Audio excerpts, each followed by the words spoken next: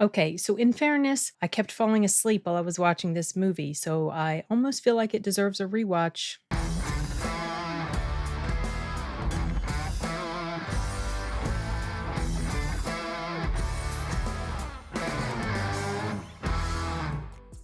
That's not something I'm usually in the habit of doing, falling asleep while I'm at the theater. Sometimes I get a little tired, but I was actually nodding off. It is not a reflection on this movie, I promise you. I have a good reason for why that happened. I had just driven back from Dragon Con after 4 nights of not the best sleep and a lot of activity. So I was doggone exhausted. I knew it was going to be a struggle. I didn't realize how much of a struggle it was going to be. It was very frustrating. So anyway, I was fighting that in addition to trying to process everything that was going on with this movie. So let me just dive right into sort of the synopsis or whatever. When the audience was informed what movie this was going to be, the director himself came on the screen and he mentioned that it was his debut film, and he indicated it was going to be for the movie It Lives Inside. Now, earlier that day, I had seen someone making a guess that I think it was on Polly's live stream from Latino Slam. Someone had made a guess that it might be this, and sure enough, that's what it was. So this movie is about...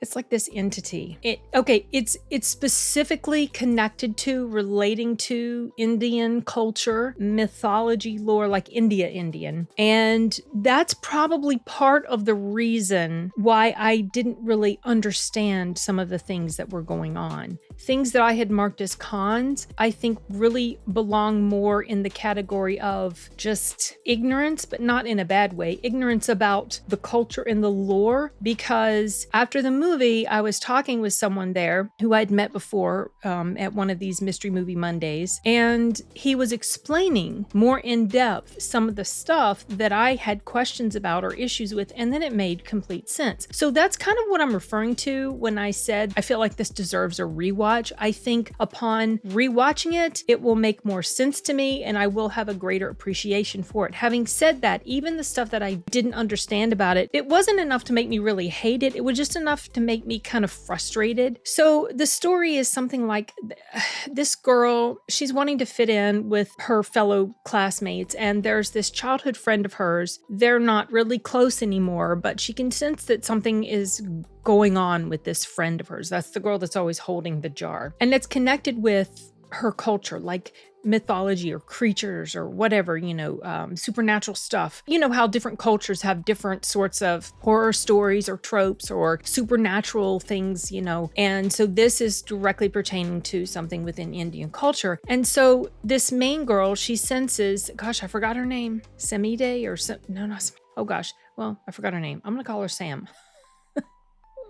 She senses something's going on with her friend. She gets caught up in the situation. Then a similar sort of thing starts to happen to her. She's also dealing with issues between her and her mother. They've kind of gotten a bit estranged. She feels like her mother is trying to be a little bit too oppressive or too much in her face with like the culture of where she came from. And she just kind of wants to be a little bit more westernized and stuff like that. And so this stuff starts happening, and she ends up finding out more, understanding more of these things about her culture and this creature in order to try to figure out how she can fight this thing. And she needs her mother's help, and there are other people around her in her life that get caught up in it as well. One of the things I wrote down as a possible... Well, I'll start off with some of the stuff that I liked. I liked the cinematography was fine. The acting was fine. I didn't recognize anybody in here except the girl who played the teacher. I didn't recognize the main actress, but she did a really good job. She was very expressive, and you could just kind of feel like you knew what was going on inside her just by looking at her face, and little nuance type of things that she would show on her features. And you felt like in the beginning, I was kind of annoyed with her. It starts off by presenting her as kind of superficial. It shows her being very obsessed with selfies and doing filters so that she looks, just perfect, and wanting too much to fit in with her friends, and kind of being rude and dismissive and standoffish when it came to her mother, and, that sort of teenagey thing that we often see in movies or TV shows. So she was a bit unlikable to me in the beginning, but eventually she grew on me. I came to appreciate her and her situation and liked watching how she was trying to figure out what the heck was going on around her, and then also to figure out how to fight this thing. So those are aspects to it that I did enjoy. The creature thing was well done. I felt mostly because they didn't show it too much. There was a really creepy scene where she's looking at her closet and she just knows something is in her closet. And when the lights go off, you can see it, you can sort of hear it, and then lights go on and you don't see it anymore. That was an effectively creepy moment, I thought. Eventually, they do show you what the creature looks like. And at the very, very end, I'm not sure how much of that was digital or how much of it was practical.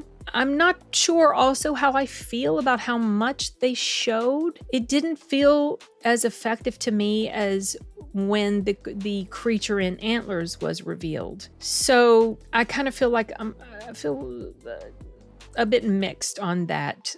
It seems that the more this thing was kept hidden or in the shadows, or the less you saw of it, the scarier it was. And then when they showed it, that kind of took away some of its mystique or its fear, even though it was gnarly looking, but still, there's that. There were things about this movie that I didn't understand.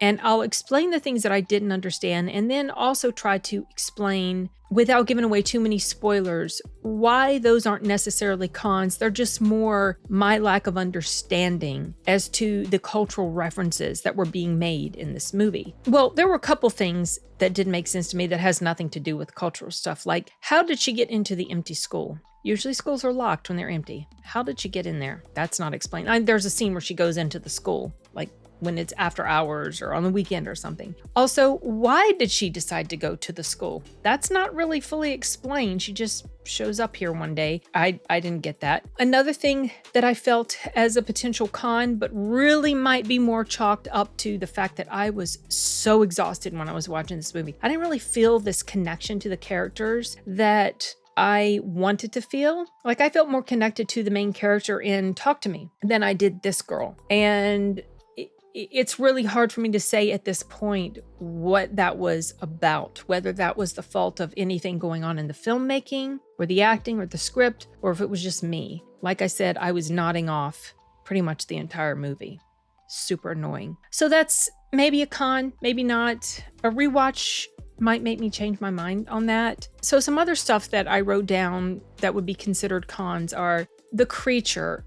Why did it give a quick death to some characters and not to others? Why did it spare some and not others? Why did prayer not work on this creature during a specific scene and then work later? Things like this had me really frustrated. And so I was talking with another girl that was there. We were talking about what we felt about the movie as the audience was clearing out. And someone heard us talking, and I recognized he was the gentleman that I had seen before after one of the other Mystery Movie Mondays. And he was explaining the lore of this creature, also the cultural implications going on with why certain things happened and then didn't happen. He also touched on, there's a part where a character is smoking pot. And you notice that it's part of this particular scene happening with this girl, but he also mentioned that that whole part was very specifically shown because it tied around to something that happened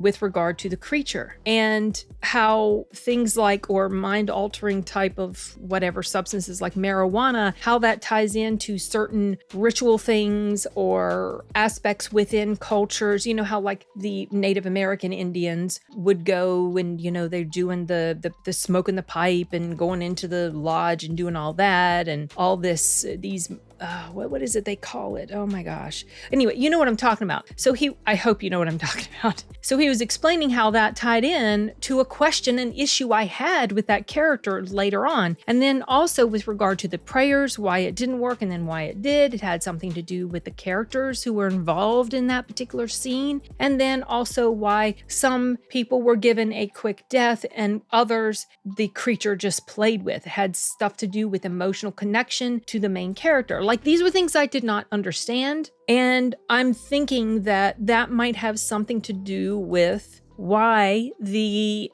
audience scores for this on Rotten Tomatoes, take that, I know Rotten Tomatoes has a really bad reputation, but critic scores super high, right? Who knows now with Rotten Tomatoes? Obviously, can you really trust that? I can see why critics would like a film like this. I can see why audiences rated it lower now that I know what I know. So when I went into this, I had looked up this movie, It Lives Inside, because I'd never heard of it. When I saw it mentioned on Polly's live stream, I looked it up and I saw, wow, critics love it, audiences don't love it so much. And I was like, oh, is it because it sucks? I go in and I watch it and I'm thinking to myself, okay, I believe I get why audiences don't like it because of the issues I had with it. And then after talking with this gentleman after the movie, I'm thinking, all right, I'm guessing that the reason that the audiences didn't love it, or as much as critics, similar to why I wasn't as crazy about it initially. And I wonder how much of that negative score would be adjusted if audience members knew a little bit more about these underlying things, underlying narratives or messages that are going on in this movie. I almost feel like a crash course in the lore of this creature or mythological stuff within Indian culture would have been really helpful to understanding, getting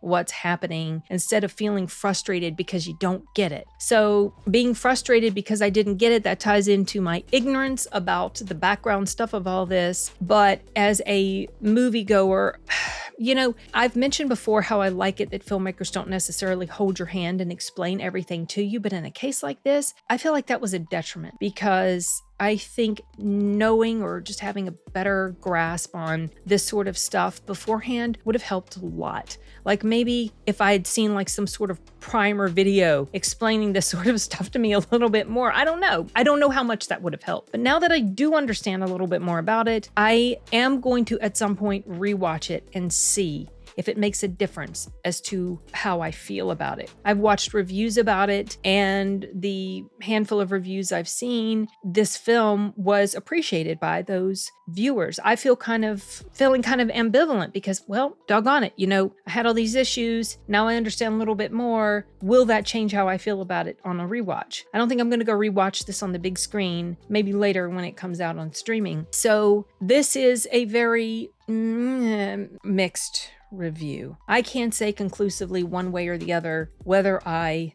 liked it or disliked it. It's just, I feel kind of ambivalent. So there's that. I don't know if that makes any sense. I'm not quite out of the Dragon Con mental funk that I came home with because of how exhausting everything was. And I also need to film another video, and which I'm going to try to do before I have to leave to go see The Equalizer. So anyway, this was a very sort of meandering way of saying there were things about this I liked, there were things about this that frustrated me, but there were things that I didn't understand that fed into that frustration. And I'm curious to know if you guys do take a chance on watching this, because I don't think it was an awful film. And if you like horror, and especially if you like horror about creatures from other cultures that you're not super familiar with, maybe you'll really dig this. I mean, I like that we're getting something different. We always see the same sort of types of horror movies, vampires, werewolves, zombies, ghosts. So it's cool to see something different when it comes to horror type stuff. So in that regard, I do appreciate this film, and